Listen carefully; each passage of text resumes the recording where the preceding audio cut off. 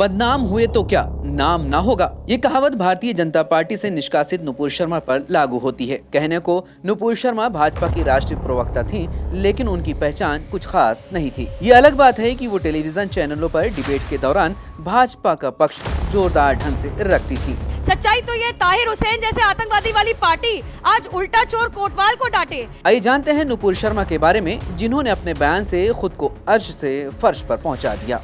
दिल्ली में पैदा हुए नुपुर शर्मा ने अपनी प्राइमरी शिक्षा दिल्ली पब्लिक स्कूल से प्राप्त की। स्कूली पढ़ाई पूरी होने के बाद उन्होंने ग्रेजुएशन के लिए दिल्ली यूनिवर्सिटी के हिंदू कॉलेज में दाखिला लिया और वहां से LLB की डिग्री हासिल की। उन्होंने अपने राजनीतिक करियर की शुरुआत दिल्ली यूनिवर्सिटी से की। साल 2008 में उन्होंने ABVP के उम्मीदवार के तौर पर दिल्ली यूनिवर्सिटी छात्र संघ का चुनाव लड़ा और जीत हासिल की।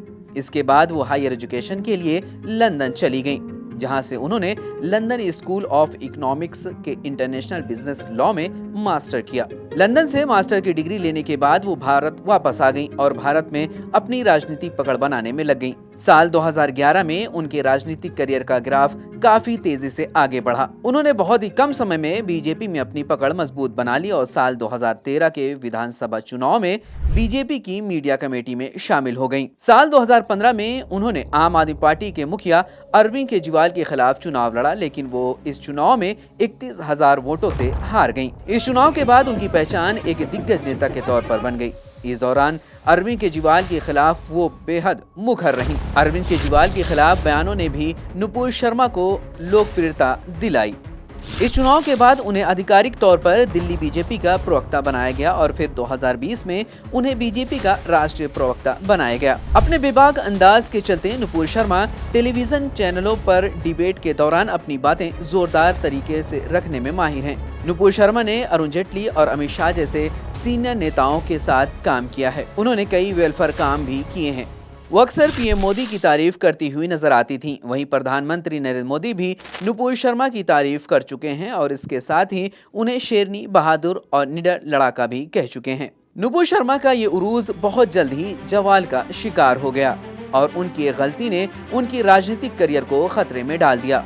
चलिए जानते हैं ऐसा क्यों हुआ। 27 मई 2022 को उन्होंने एक टेलीविजन चैनल पर ज्ञान वर्ल्ड मस्जिद पर एक डिबेट में हिस्सा लिया और डिबेट के दौरान प्रॉफेट मोहम्मद के बारे में एक विवादित बयान देकर उन्होंने अपने पैर पर कुल्हाड़ी मार ली।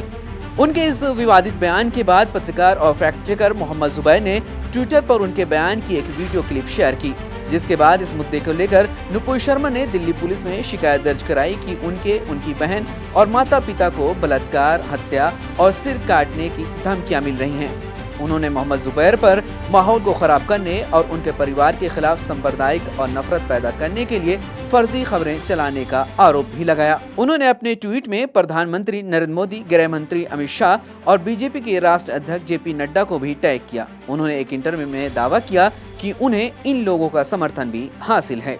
लेकिन मुश्किल तब शुरू हुई जब उत्तर प्रदेश के कानपुर और प्रयागराज समेत कई जिलों में नुपुर शर्मा की गिरफ्तारी की मांग करते हुए प्रदर्शन शुरू हुए और जल्द ही ये प्रदर्शन हिंसा में बदल गए, जिसके चलते सैकड़ों मुसलमानों के खिलाफ FIR दर्ज की गई और दर्जनों को हिरासत में लिया गया। इसके अलावा सऊदी अरब, कुवैत, ईरान और कतर ने भारतीय राजदूतों को बुलाकर आपत्ति जताई, जिसके बाद नुपुर शर्मा के मामले में बीजेपी को बैक फुट पर आना पड़ा और नुपुर शर्मा को 6 साल के लिए पार्टी से निलंबित कर दिया गया।